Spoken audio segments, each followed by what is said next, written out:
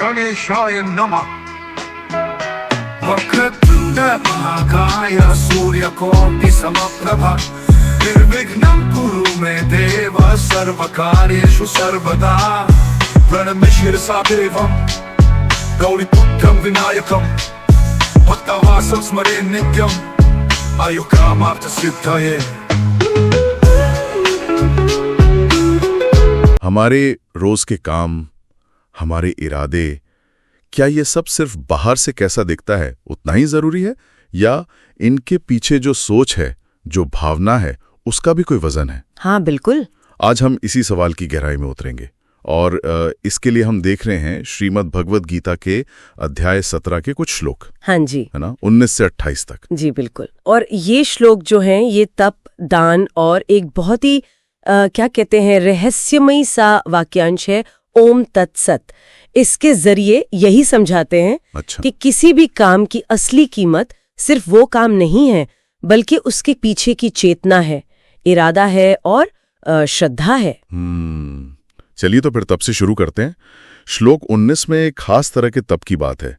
आमतौर पर तो तपस्या को अच्छा माना जाता है, लेकिन यहाँ कुछ और ही लग रहा है। हाँ, यहाँ बात हो रही है उस तप की जिसे गीता तामसिक कहती है।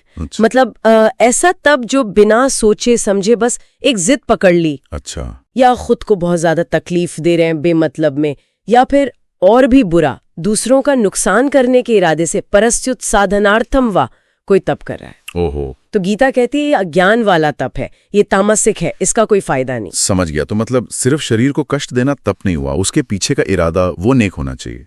अच्छा, तो क्या दान के बारे में भी कुछ ऐसा ही है? मतलब क्या दान भी अच्छा या बुरा हो सकता है? हाँ, बिल्कुल। दान को भी गीता इसी तरह देखती है। 3 तरह के दान बताए हैं और यहाँ भी वही, मतलब नियत सबसे जरूरी है। पहला है सात्विक दान। हाँ, ये वो दान है जो हम कर्तव्य समझकर करते हैं, दातव्य इति, कि हाँ ये देना है। ओके। बिना किसी उम्मीद के कि बदले में कुछ मिलेगा। सही जगह, सही समय और सही व्यक्ति को। इसमें कोई सेल्फिश मोटिव नहीं है। बिल्कुल, बस देने का भाव। हाँ। फिर आता है राजसिक दान।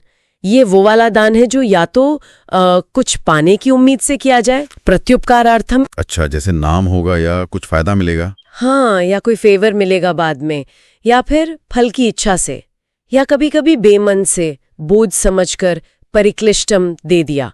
इसमें दिखावा या स्वार्थ होता है। और तीसरा है तामसिक दान। ये तो मतलब सबसे खराब माना गया है। गलत जगह दे दिया, गलत समय पर। जैसे किसी नशेड़ी को शराब के लिए पैसे दे दिए, या बिना जरूरत के किसी को कुछ दे दिया, अयोग्य व्यक्ति को, अपात्रेभ्य, और वो भी बिना किसी आदर के, या शायद अपमान करके, असत्कृतम अवज्ञातम। अरे बाप रे। हाँ, इसमें ना विवेक है ना सम्मान। ये तो बहुत ही क्लियर है। मतलब दान कितना दिया उससे ज्यादा जरूरी है कि किस भावना से, किस समझ से दिया। अच्छा, अब आते हैं उस खास फ्रेज पर, ओम तत्सत। श्लोक 23 इसे बहुत महत्वपूर्ण बताता है। क्या मतलब है इसका? ओम तत्सत, हाँ, ये बहुत गहरा है। इसे ब्रह्म का, यानी उस परम सत्य का 3 तरह का सूचक कहा गया है। ब्रह्मणस त्रिविधा स्मृतः। 3 तरह का सूचक। हाँ, मतलब ये 3 शब्द उस एक परम सत्ता की ओर इशारा करते हैं और कहते हैं कि प्राचीन काल में जो ब्राह्मण थे, वेद थे, यज्ञ थे, वो सब इसी से विधान में आए, इसी से बने। ये हमारे कर्मों को उस परम सत्ता से जोड़ने का एक तरीका है। सुनने में तो बहुत गहरा है, पर मतलब प्रैक्टिकली इसका इस्तेमाल कैसे होता है, साधना में या रोज की जिंदगी में? हाँ, तो गीता आगे बताती है। देखिए, ओम जो है उससे किसी भी शुभ काम की शुरुआत होती है। अच्छा, जैसे कोई पूजा, यज्ञ, दान। हाँ, यज्ञ, दान, तप। जब हम ओम से शुरू करते हैं तो वो काम एक तरह से पवित्र हो जाता है, वो ऑर्डिनरी नहीं रहता। जो ब्रह्म को मानने वाले हैं वो शास्त्र विधि वाले कामों की शुरुआत ओम से ही करते हैं। ओके। और तत् का मतलब है वह, यानी वो परम सत्य। तो जब कोई मोक्ष की इच्छा रखता है, मोक्षांक्ष भी, और वो बिना फल की इच्छा के अनभिसंधाय फलम कोई यज्ञ, तप या दान करता है, मतलब बिना किसी पर्सनल गेन के। बिल्कुल, तो वो तत् शब्द का इस्तेमाल करता है ये दिखाने के लिए कि ये कर्म उसके लिए है, उस परम सत्ता के लिए है, मेरे अपने स्वार्थ के लिए नहीं। ये एक तरह का समर्पण है। समझ गया। ओम से शुरुआत, तत् से समर्पण और सत। सत के कई मतलब हैं। इसका एक मतलब है सत्य, दूसरा है अच्छा या शुभ, सद्भावे साधु भावे च। कोई भी बढ़िया काम, प्रशंसनीय काम, प्रशस्ते कर्मणि, वो सत है। और यज्ञ, तप, दान में जो एक स्थिरता है, एक निष्ठा है, स्थिति है, वो भी सत है। और ईश्वर के लिए जो भी काम किया जाए, कर्म चैव तदर्थ्यम, वो भी सत कहलाता है। तो सत मतलब है जो रियल है, जो अच्छा है, जो टिकाऊ है। तो ओम से शुरुआत, तत् से समर्पण और सत से उस कर्म की सच्चाई, उसकी अच्छाई कंफर्म होती है। ये तीनों मिलकर कर्म को दिव्यता से जोड़ते हैं। बिल्कुल। लेकिन अगर ये सब करते हुए मन में वो विश्वास ही ना हो, वो श्रद्धा ही ना हो, तो क्या? आखिरी श्लोक शायद इसी बारे में है। हाँ, बिल्कुल सही पकड़ा। श्लोक 28 साफ कहता है कि बिना श्रद्धा के, अश्रद्धाया, कुछ भी किया जाए, हवन हो, दान हो, तप हो या कोई और कर्म, वो सब असत है। असत मतलब? असत मतलब जो सत्य नहीं है, व्यर्थ है, जिसका कोई मूल्य नहीं, वो असल में एग्जिस्ट ही नहीं करता एक तरह से। ऐसा काम न इस लोक में कोई फायदा देता है, न मरने के बाद परलोक में, न च तत्प्रेत्य नोइहा। श्रद्धा के बिना सब कुछ बस खोखला है। तो कुल मिलाकर निचोड़ यही है कि गीता हमें सिखा रही है कि हमारे कर्म, चाहे वो तप हो या दान, उनका वजन सिर्फ बाहरी रूप से नहीं है।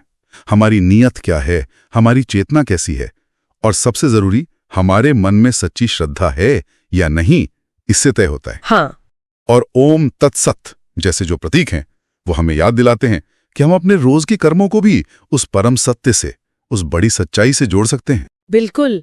और यहाँ ना एक सोचने वाली बात निकलती है। देखिए, गीता ने यज्ञ, दान, तप जैसे बड़े धार्मिक कर्मों के लिए सत और असत का फर्क बताया। सत मतलब जो रियल है, अच्छा है, टिकाऊ है। असत मतलब जो व्यर्थ है, दिखावा है। अगर हम इसी नजरिए को, इसी समझ को अपने रोजमर्रा के छोटे छोटे कामों और बर्ताव पर लागू करें, जैसे हम किसी से बात करते हैं, ऑफिस में अपना काम करते हैं या किसी की मदद ही कर देते हैं रास्ते में, हाँ, मतलब डे टू डे लाइफ में, हाँ, तो हमारे कौन से काम वाकई में सत कहलाएंगे और कौन से काम ऐसे होंगे जो शायद बाहर से ठीक लग रहे हों पर अंदर से असत हों, क्योंकि उनमें वो सच्ची भावना, वो श्रद्धा, वो अच्छाई नहीं है। ये तो सच में सोचने वाली बात है कि हमारे कौन से एक्शन असल में सत हैं और कौन से सिर्फ खोखले हैं। हाँ, ये सवाल हमें अपने हर पल के चुनाव पर, अपनी हर एक्शन के पीछे की नीयत पर सोचने को मजबूर करता है।